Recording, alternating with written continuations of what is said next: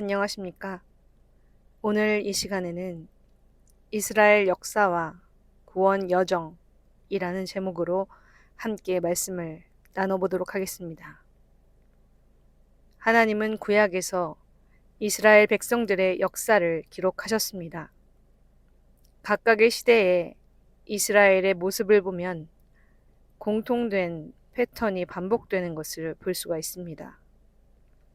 먼저 이스라엘이 여호와 하나님을 떠나 이방 열국을 섬기는 바알 등 다른 신들을 섬기는 일이 있고, 그러면 이방 나라가 쳐들어와서 이스라엘을 핍박하고 이스라엘이 하나님께 부르짖으면 하나님이 사사나 왕들을 세우셔서 그 이방 열국을 내어 쫓으시는 것입니다. 그리고 또 수많은 구약의 선지자들이 공통되게 예언하는 것도 열국이 내어 쫓기고 심판당하는 모습을 한나라 한나라 짚어가며 말씀하시는 것을 볼 수가 있습니다.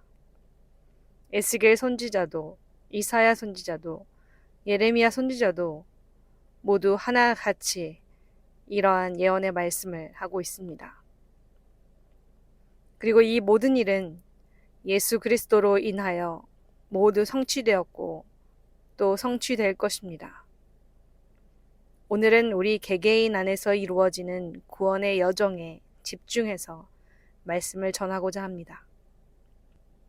하나님의 구원의 역사는 한 개인의 내면에서 일어나는 일과 전 세계적으로 또 역사적인 차원에서 일어나는 일로 구분하여야 하고, 이 둘 중에 어느 하나도 놓쳐서는 안 된다는 말씀은 이미 여러 번 드렸습니다.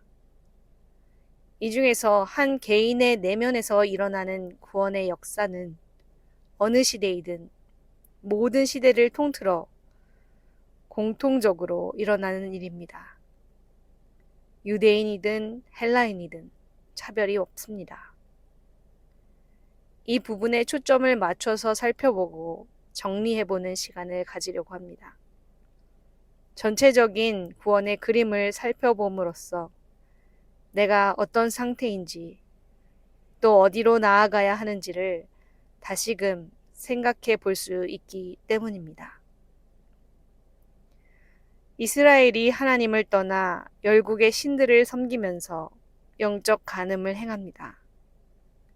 이것이 우상 숭배를 하는 것인데, 하나님은 이것을 행음이라고 하셨고 또 다른 말로는 탐심이라고 하셨습니다.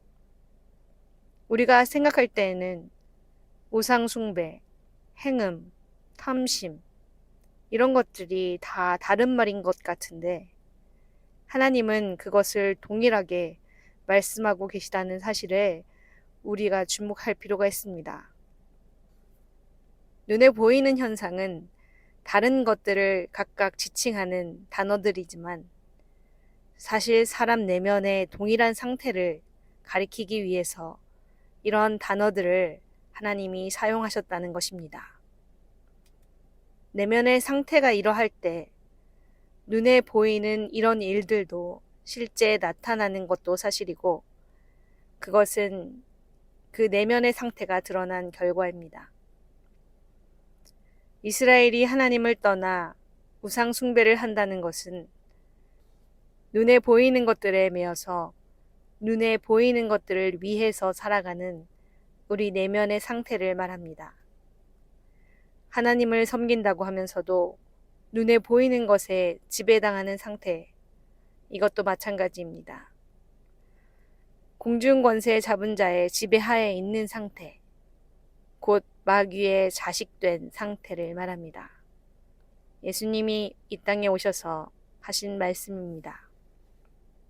요한복음 8장 44절 45절 말씀입니다.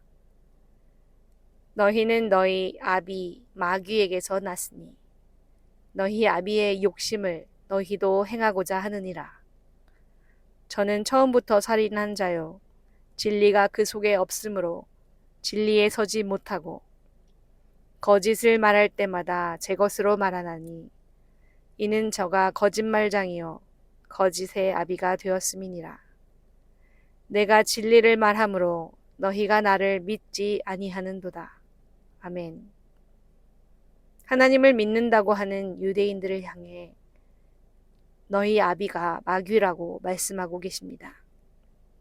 세상, 곧 육신의 정욕, 안목의 정욕, 이생의 자랑에 묶여있는 상태가 곧 우상숭배요, 행음이요, 탐심입니다. 이스라엘이 이렇게 우상숭배의 열을 올릴 때에 하나님은 이방 나라들이 이스라엘을 침략하고 핍박하고 고통을 주도록 허락하십니다. 이것이 이스라엘에 대한 심판입니다. 이것도 우리 내면에서 일어나는 일임을 기억하십시오. 여러 가지 세상의 일들로 우리를 심판하십니다. 이때 하나님은 말씀을 잉태케 하시고 그 말씀을 해산할 때까지 우리에게 해산의 고통을 더하십니다. 산고로 고통하고 부르짖을 때에 우리는 비로소 새 생명을 해산합니다. 이것이 바로 거듭남입니다. 우리 안에 그리스도께서 임하신 것입니다. 그리스도가 우리의 주인이 되신 것입니다. 고통 중에 부르짖는 이스라엘 백성들에게 사사를 보내어 주셨듯이 우리에게 구원자 메시아, 곧 그리스도를 해산하게 하십니다. 그 다음은 어떻습니까? 사사가 어떤 일을 했습니까? 이스라엘 백성들을 괴롭히고 조롱하는 이방 민족들과 싸워 이기고 그들을 심판합니다. 우리 내면에서도 이 일이 동일하게 일어납니다. 그리스도께서 임하실 때, 곧 거듭날 때, 그리스도께서 그동안 세상과 짝했던 우리 마음을 심판하시고 깨끗하고 정결하게 정화시키십니다. 그리스도께서는 하나의 이방 나라들도 남기지 않고 모두 말끔하게 심판하십니다. 완전히 정화시키는 그 작업을 하십니다. 그리스도께서 계신 우리 몸은 바로 성전입니다. 그렇기에 그리스도께서 그 성전을 깨끗하게 하십니다. 마태복음 21장 12절 13절 말씀입니다. 예수께서 성전에 들어가사 성전 안에서 매매하는 모든 자를 내어 쫓으시며 돈 바꾸는 자들의 상과 비둘기 파는 자들의 의자를 둘러 엎으시고 저희에게 이르시되 기록된 바 내 집은 기도하는 집이라 일컬음을 받으리라 하였거늘 너희는 강도의 굴혀를 만드는도다 하시니라. 아멘. 예수님은 성전을 깨끗게 하시는 역사를 눈으로 나타내 보이셨습니다. 이것은 각 사람의 성전된 몸 안에서 반드시 이루어져야 합니다. 고린도전서 3장 16절 17절 말씀입니다. 너희가 하나님의 성전인 것과 하나님의 성령이 너희 안에 거하시는 것을 알지 못하느뇨. 누구든지 하나님의 성전을 더럽히면 하나님이 그 사람을 멸하시리라. 하나님의 성전은 거룩하니 너희도 그러하니라. 아멘. 하나님이 이스라엘의 눈에 보이는 성전을 두시고 그것을 통해서 보여주신 것은 하나님의 몸된 우리 각 사람이 하나님의 성전임을 알려주시기 위함이었습니다. 하나님의 성전은 거룩함으로 반드시 그리스도께서 정화시키시고 거룩하게 하십니다. 요한계시록도 동일한 것을 보여주고 있습니다. 요한계시록 17장 1절로 4절 말씀입니다. 7 대접을 가진 7 천사 중 하나가 와서 내게 말하여 가로되 이리 오라. 많은 물 위에 앉은 큰 음녀에 받을 심판을 내게 보이리라. 임금들도 그로 더불어 음행하였고 땅에 거하는 자들도 그 음행의 포도주에 취하였다 하고 곧 성령으로 나를 데리고 광야로 가니라. 내가 보니 여자가 붉은빛 짐승을 탔는데 그 짐승의 몸에 참람된 이름들이 가득하고 7머리와 10뿔이 있으며 그 여자는 자줏빛과 붉은빛 옷을 입고 금과 보석과 진주로 꾸미고 손에 금잔을 가졌는데 가증한 물건과 그의 음행에 더러운 것들이 가득하더라. 아멘. 땅의 임금들과 더불어 음행하는 큰 음녀가 곧 타락한 이스라엘입니다. 음녀가 짐승을 타고 있으며 함께 연합하고 있습니다. 요한계시록 17장 16절 말씀입니다.